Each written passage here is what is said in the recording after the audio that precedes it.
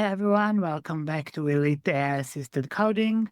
Today we have Johan from Alibaba. He is the product lead for this product. So over to you, and super curious to learn more about Qoder. Thanks for having me.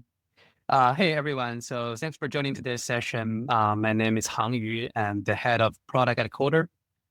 So I'm here to share something we have thinking about a lot on the Coders team. It's not really about a product page. It's more something more about how we the AI and AI code evolving and why we built what we built. So let's dive in. So here's the thing. We think we are actually moving to what we call the agentic area. So what does this mean? Well, think about how we have used AI tools so far. So mostly we ask questions, right? Hey, how do I do this? What's wrong with my code? That kind of thing. And even before that, it was even more basic. We just express what we want, like typing a basic search query and hope Google finds the right answer for us. But now we are shifting to doing. We don't just ask AI to for help anymore. We just we tell it, okay, go do this task, and then the AI actually does it for me, for us, independently and end to end. And that's the core shift from asking for advice to delegating complete tasks. And as we can see this play out in real data, look at this chart from Anthropic search. On the left, you can see the automation versus augmentation trends. The red line is the automation, and that's the task being fully dedicated to AI. And the blue line is the augmentation. So in this line, AI just helping you. And what's happening? The automation is going up and the augmentation is going down. So people are moving from AI helps me to AI does it for me. And if you look at the real world usage pattern on the right, it's the same story. The doing part is way bigger than asking part and way bigger than expressing part. And so this isn't just theory. This is how people are actually using AI today. And people are dedicating real work to agents. So now let's talk about the coding, AI coding specifically. We think about AI coding along two dimensions. So on one axis, you got the task complexity, simple tasks versus complex tasks. And while on the other axis, you got the interface from formal programming languages, traditional code versus natural language. So on the bottom left part, where it is where we start, right? The code completion. It's a simple task, traditional code, autocomplete basically. So this is your classic IDE features. And on the bottom right is more interesting, complex tasks, but still using formal code. So this is traditional software engineering, multiple file edits, refactoring, and complex logic, something like that. And then we can see the top left is specialized task with natural language. So you can describe what you want and AI handles specifically well-defined jobs. And then we look at the top right part. This is where things get really interesting. So we use natural language programming for complex tasks. So this is so we think this is the future. So people can describe a complex task or a complex system in plain English, and then AI builds it.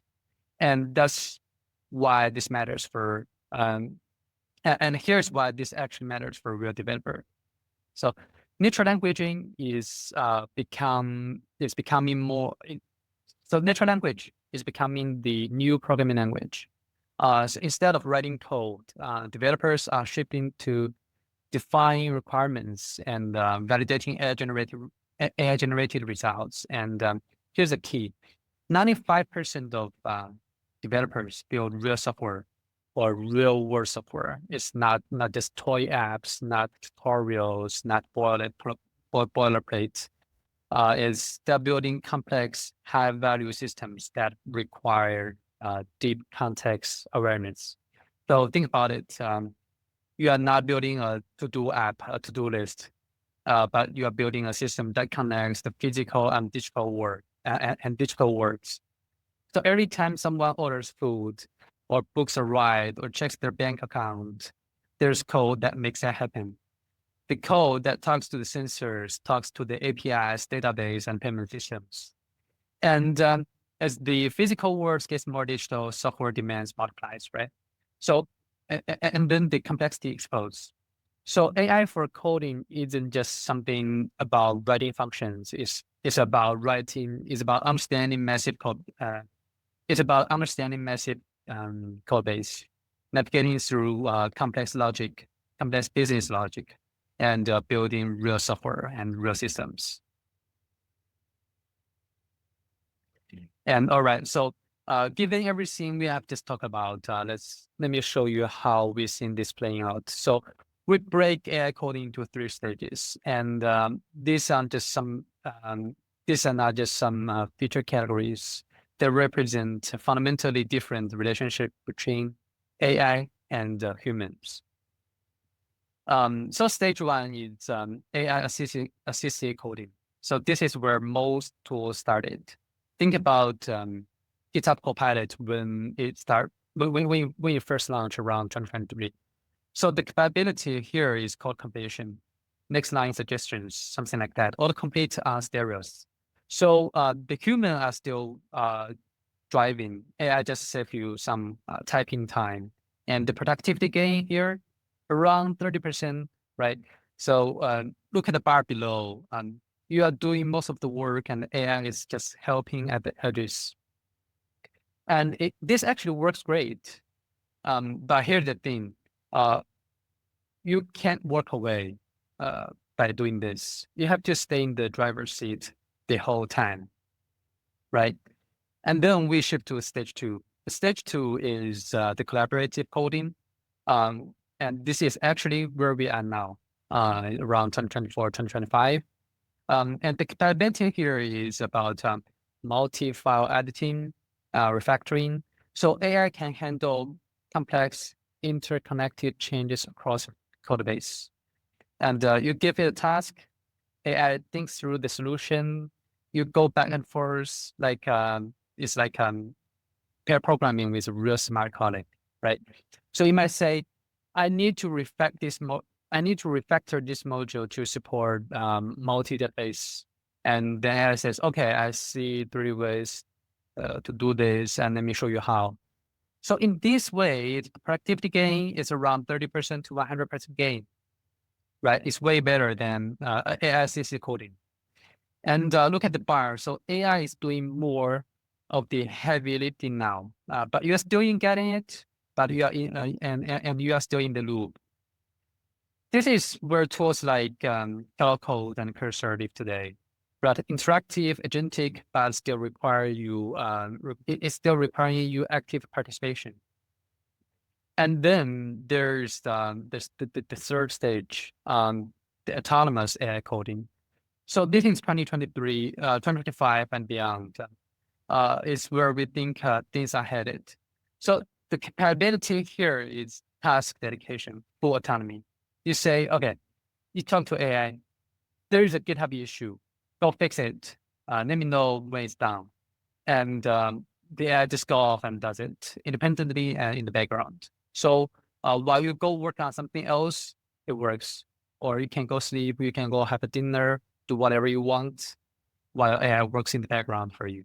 So the productivity gain here is 100% plus, because you're not even spending time on it, right? You are delegating the entire task to AI. And look at the bar here. So the AI is doing most of the work, and you are just managing and reviewing it. So the keyword here is asynchronous. You are not supervising every step. You are not copiloting. You are not, but you are managing. You are the leader, and AI is the team member who does the work. So one of our leader put it really well. So he said, Quest mode is about human being the leader and the agents, AI doing the work. So it's async. One person can lead 10 agents and get 10 times the productivity without sacrifice for work-life balance. So it breaks the constraints of time and space. And that's the vision. And that's what autonomous coding unlocks. So now I want to be clear. So not every task needs to be autonomous. Sometimes we want assistance, sometimes we want collaboration. But when we want delegate, when we can handle something off and trust it get done, that changes everything, right? And you can see here, we are on a spectrum on the bottom. So from AI assisted to the AI assisted on the left to fully autonomous on the right. And the Qoder is designed to serve developers across the entire spectrum. We have 3 modes, and we are especially focused on pushing towards to the right, towards autonomy. So given all this 3-stage evolution, let me tell you what we built and why. So Qoder, this is Qoder. It's an agentic coding platform for real software. And here's the core philosophy. So most companies build tools, they build edit tools, command line interface tools, and plugins, separate things. And we think that's not the right approach. We are building a platform, one unified system that different ways, with different ways to access it. So think of it like this. At the bottom, you have the brain, the intelligence, the models, the agents, the AI, the understanding of code. And at the top, you have the interface, the way developer actually interact with the intelligence. So IDEs for some developers, terminals for the others, and the JetBrains for backend engineers. So, but it's all the same brain underneath, same compatibilities, same intelligence, and that actually matters because when we make the brain smart, when we make the brain smarter, every interface gets smarter instantly. So we're not building features 3 times. We are building capabilities once and exposing them everywhere. And that's the power of platform approach versus a tool approach.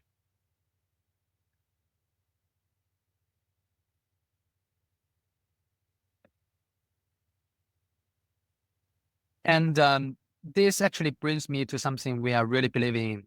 So it is the developer shouldn't have to go to change the workflow to use AI, but AI should adapt to their workflow. So some people love VS Code, some people swear by Vim, some people live in the terminal, and some other people work in JetBrains at ease. And we are not here to force everyone to into one single IDE, but we build Qoder to be a platform agnostic. And what does it mean? It means the same intelligence works everywhere, whether you are in an IDE or terminal or editors like Vim or Emacs. It means that we integrate into the ecosystem developer action. It means that we integrate into ecosystem developers already use, like GitHub, CI/CD, wherever you work. And it means that agent unlock into one interface, the universal. And here's the vision. So wherever Qoder everywhere and agents anywhere, you shouldn't have to think, okay, I need to open this specific tool to use AI. But AI should be there in whatever tool you're already using. So now, within this vision, there are 2 capabilities we especially excited about: the Quest mode and the CLI, the command line interface. And why these 2? Because these 2 represents the extremes of what's possible. So for Quest mode is pure autonomy. You delegate a complete task and walks away, and then it runs in the cloud. You don't even need your laptop open for the agents to work. And the CLI, the command line interface, is about meeting terminal first developer wherever they need, wherever they live, integrating AI into scripts, automation, and infrastructure work, not just coding. So together, they show the range of what agentic coding can be, and that's what we're going to show you today.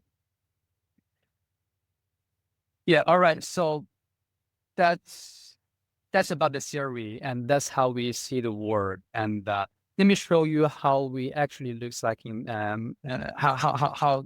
Let me show you what this actually looks like in practice. And I'm gonna to do 2 demos. So the first, I will start a Quest task on real GitHub issue. I will kick it off and let it run in the background. And then while that's running, I will jump into the command line interface CLI tool and build a small app from scratch. And then at the end, we'll come back to Quest and to see what it did. Sounds good? Okay, let's go.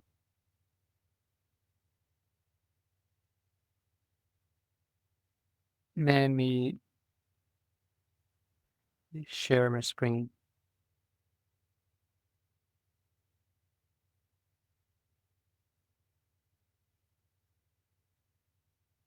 All right, so first, for this demo, I'll randomly pick up a note-taking app here in GitHub. So this is the take note.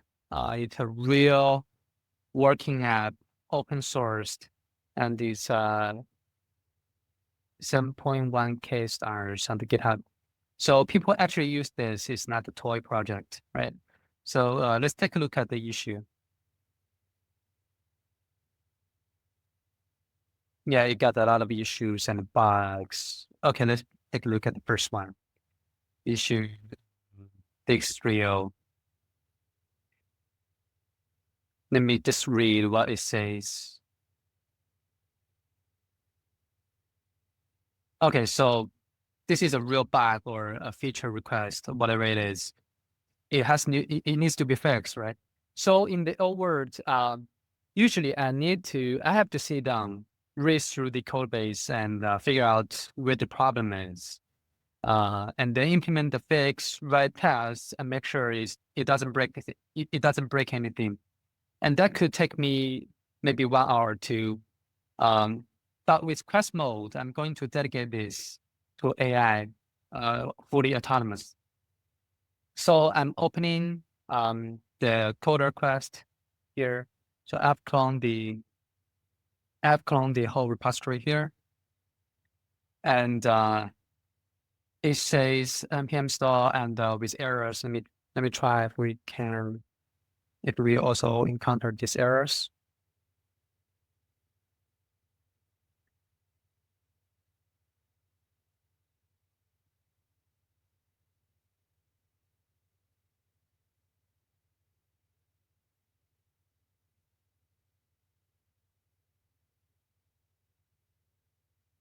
Yeah, it takes some time. Yeah. So we got some problems here about the node SSS and node GYP. It's about the same bug here, SSS and node GYP. Okay. So what I'm gonna do here is I'm going to dedicate this issue and copy paste this, and I'm just telling the fix this issue and test it. And I want the agent to write a spec first, and it can run in a work tree or remote sandbox. But I will just choose the local here, and I'll send it, and that's it. So the Quest is running now, and what's happening now is Quest is going to read the issue and explore the code base and figure out what's need to be fixed. And it will actually give me a spec. It's actually a plan of what it's going to do. Okay, let's see. So it's exploring the code base to see what problem is and what's need to be fixed. And here is writing the plan.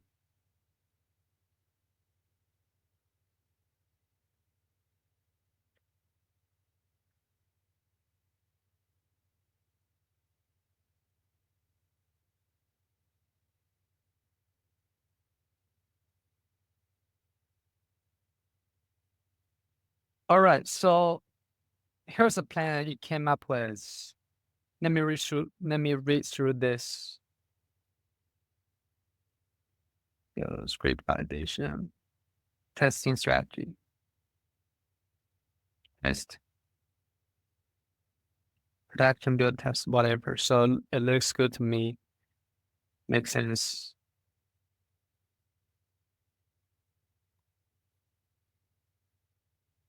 Rollback plan. Yeah, it's actually a pretty good plan. So I'll just do a simple verification here, and I think the plan is good. I'll just accept the plan and approved. So I'll give the permission to Quest, and so Quest will now go off and implement the whole plan. Actually, Quest can also run in Cloud Sandbox, meaning it runs completely in the cloud, and I don't even need my laptop open.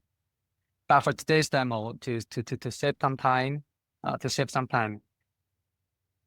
are running it locally running a locally in this repo. So same process, just faster for demonstration purpose. And here's the key: I don't need to supervise. I can go work on something else, and that's exactly what we're going to do. Let's just leave it here, and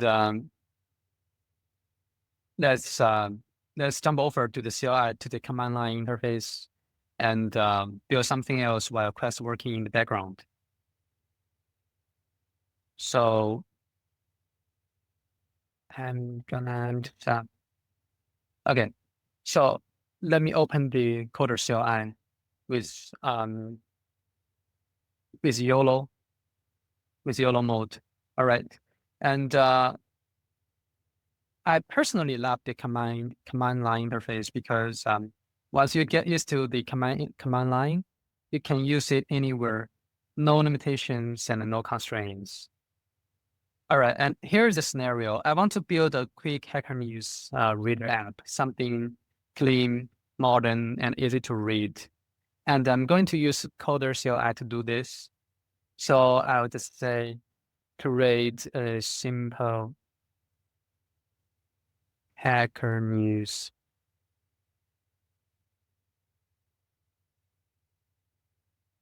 application, and using ShardCN UI and how this has with long-term life theme.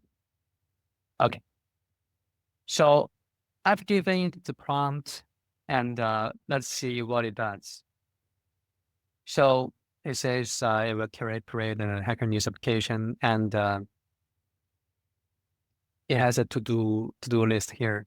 So it's setting up the project structure and installing the dependencies, and then it will creating the components, fetching data from Hacker News API, and yeah,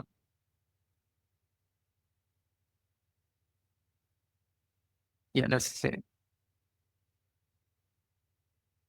So notice that I'm not writing any of the code myself. I'm just telling it what I want, and it's building it.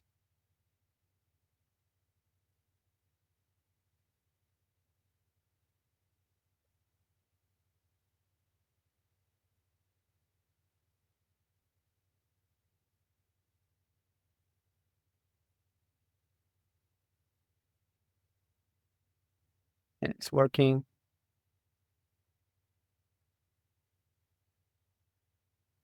Yeah, it pumps up the. Oops, I think that's Qoder. That's Quest. Yeah, npm run clients, and let's just learn if it along.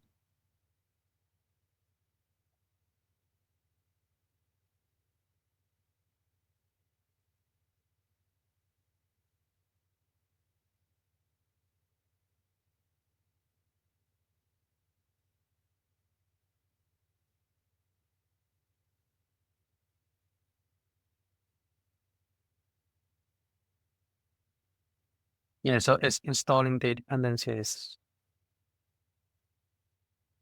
And now it's created the Hacker News API integration.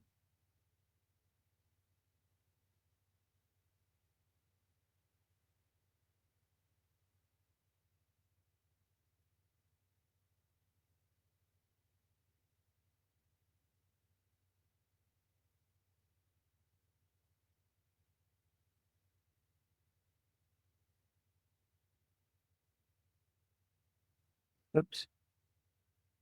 So sometimes it will, when Quest needs your permission, it actually pops up a notification, but I just open do not disturb here, so I need to do a manual check. Maybe I just turn it off so I can know when it needs that permission.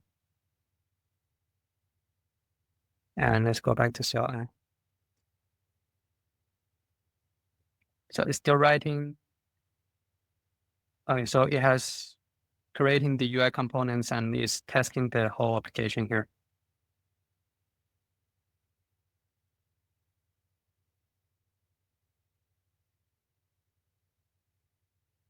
Yeah, all right, done. It says the Hacker News app created and running at localhost. Well, this is obviously wrong, so the port.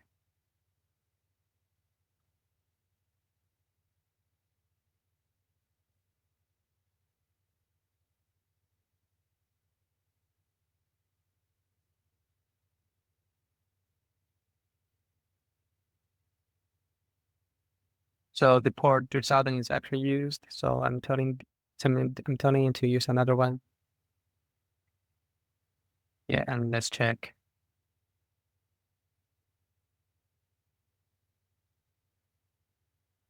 Building error. And I'm just copy pasting that and fix.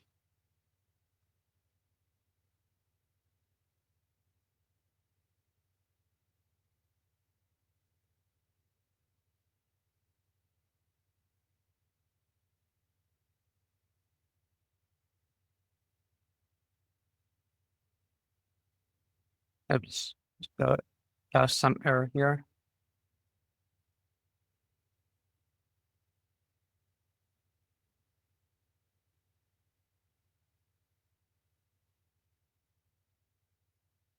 So we go back and forth and we interact with AI in command line. And great, after 2 bugs and to fix, we finally see our Hacker News interface here. Yeah, let me go back check. It's, yeah, it's still waiting for our permission. Come on.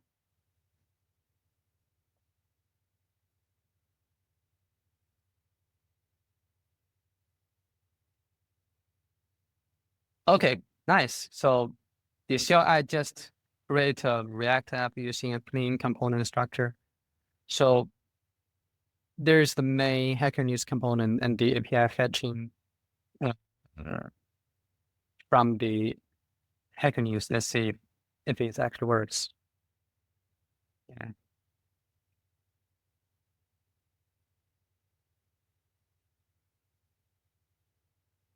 So it actually works.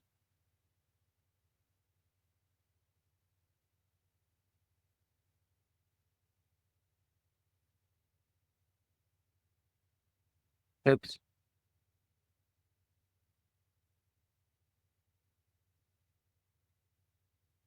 The internet issue. Yeah. And I just want to test this, but instead of manually open up a browser and clicking around, I'm going to use the MCP tools to automate the testing. So here in the Qoder CLI, I have from DevTools MCP installed, and I'm gonna use this MCP and tell the AI test the app using MCP tools, and let's see what's happening.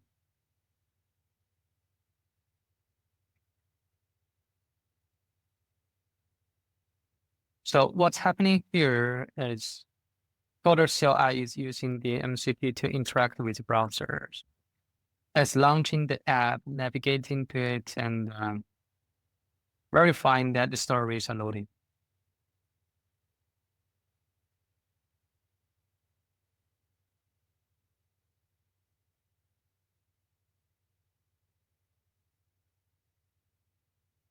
Yeah.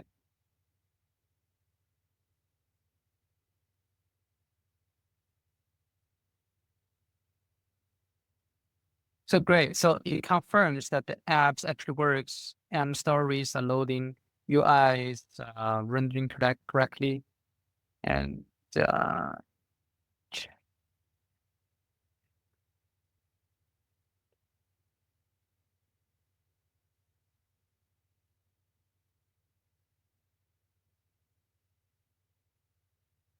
I wanted to check if the stories links are correct. So it will click a stories link and check if the link actually works.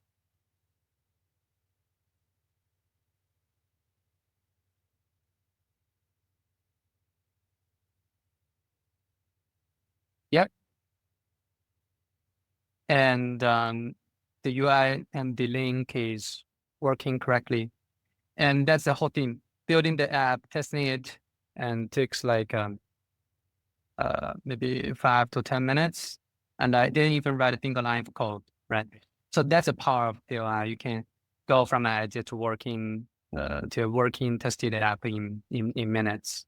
And that's all from the terminal. All right. So after we have built a Hacker News app using our command line interface, let's go back to the Quest mode and check on Quest. So remember that we kick off the take note issue earlier here. So we asked the agents to help us fix this issue. And let's see what it did. So they actually have a plan here.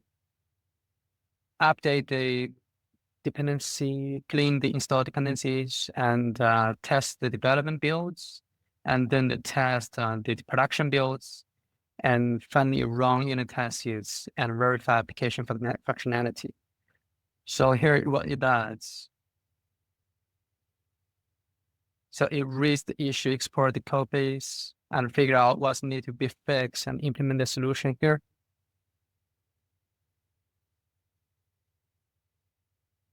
And here's a summary. And it looks like it also read a summary here. So this is a test report. And here's the changes it made. Summary report and test results. Looks good to me. So let's actually check if the issue be fixed. So previously we run npm install, we encounter a few bugs here. So let me run npm install again to see if it works. Yeah, so npm up to date. So it actually fixed the bug. So what we can do next is just commit the change and create a pull request to GitHub. So now, obviously, I'm still reviewing this before I merge, but the heavy lifting is done, and I got to work on something else in the and I can go to work to work on something else in the meantime. And that's the delegate and walk away mode, and it actually works here. Yeah. So that's the Quest and CLI, the two different modes, two different workflows. So Quest is for when you want to fully delegate and hand off a task and come back later. And CLI is for something when you are actively working but want AI to handle the details, building, testing, deploying, or from the terminal. So together, these two cover a huge range of how developers actually work. And they are both powered by the same underlying system. same agent, same intelligence, and just different interface. So, all right, that's for today's sharing, and thanks so much for joining me today. And if you want to try Qoder, you can head out to our website and sign up. Quest and CLI are both available now. So thanks again. Happy coding. Thank you. That was brilliant. It's great to see you really have a complete sort of coverage of the ecosystem from the CLI to all the way to cloud. What's interesting when you download, we never look at choosing the model. So this is quite kind of unique about your approach that you are taking care of it yourself. Is it mostly the Qoder model now, or are you routing to different things? How does it work? So we actually use the most advanced frontier model here, because we think so we actually think like this. Machine selection is way more better than human selection here. Let me.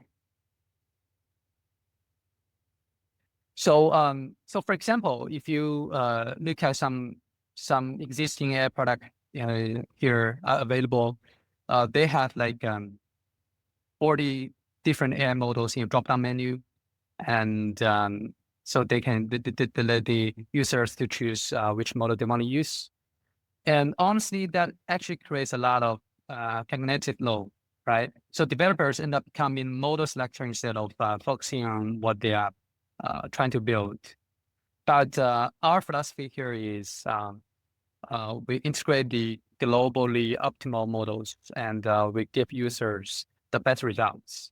So we auto select the right model based on the task.